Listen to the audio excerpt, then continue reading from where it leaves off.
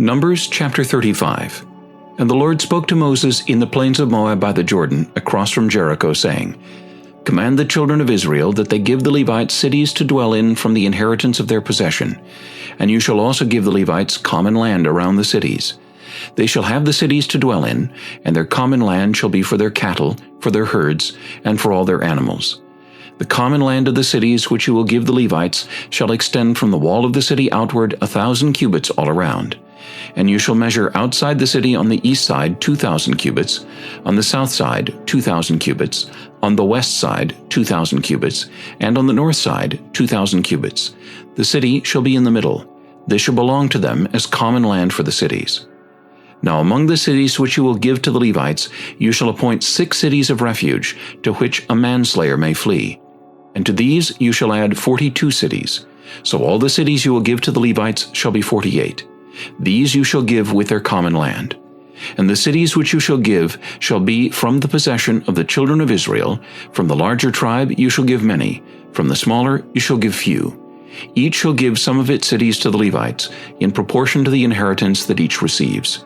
Then the Lord spoke to Moses, saying, Speak to the children of Israel, and say to them, When you cross the Jordan into the land of Canaan, then you shall appoint cities to be cities of refuge for you, that the manslayer who kills any person accidentally may flee there.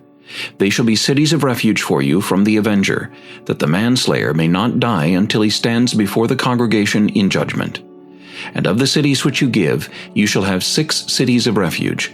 You shall appoint 3 cities on this side of the Jordan, and 3 cities you shall appoint in the land of Canaan, which will be cities of refuge. These 6 cities shall be for refuge for the children of Israel, for the stranger, and for the sojourner among them, that anyone who kills a person accidentally may flee there. But if he strikes him with an iron implement, so that he dies, he is a murderer. The murderer shall surely be put to death. And if he strikes him with a stone in the hand, by which one could die, and he does die, he is a murderer. The murderer shall surely be put to death. Or if he strikes him with a wooden hand weapon, by which one could die, and he does die, he is a murderer. The murderer shall surely be put to death. The avenger of blood himself shall put the murderer to death. When he meets him, he shall put him to death. If he pushes him out of hatred, or while lying in wait, hurls something at him so that he dies, or in enmity he strikes him with his hand so that he dies, the one who struck him shall surely be put to death. He is a murderer. The avenger of blood shall put the murderer to death when he meets him. However, if he pushes him suddenly without enmity, or throws anything at him without lying in wait, or uses a stone by which a man could die, throwing it at him without seeing him so that he dies, while he was not his enemy or seeking his harm, then the congregation shall judge between the manslayer and the avenger of blood according to these judgments. So the congregation shall deliver the manslayer from the hand of the avenger of blood, and the congregation shall return him to the city of refuge where he had fled, and he shall remain there until the death of the high priest who is anointed with the holy oil. But if the manslayer at any time goes outside the limits of the city of refuge where he fled, and the avenger of blood finds him outside the limits of his city of refuge, and the avenger of blood kills the manslayer, he shall not be guilty of blood, because he should have remained in his city of refuge until the death of the high priest. But after the death of the high priest, the manslayer may return to the land of his possession. And these things shall be a statute of judgment to you throughout your generations in all your dwellings. Whoever kills a person, the murderer shall be put to death on the testimony of witnesses.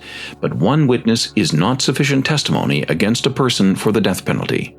Moreover, you shall take no ransom for the life of a murderer who is guilty of death, but he shall surely be put to death. And you shall take no ransom for him who is fled to his city of refuge, that he may return to dwell in the land before the death of the priest. So you shall not pollute the land where you are, for blood defiles the land, and no atonement can be made for the land, for the blood that is shed on it, except by the blood of him who shed it. Therefore do not defile the land which you inhabit, in the midst of which I dwell, for I the Lord dwell among the children of Israel.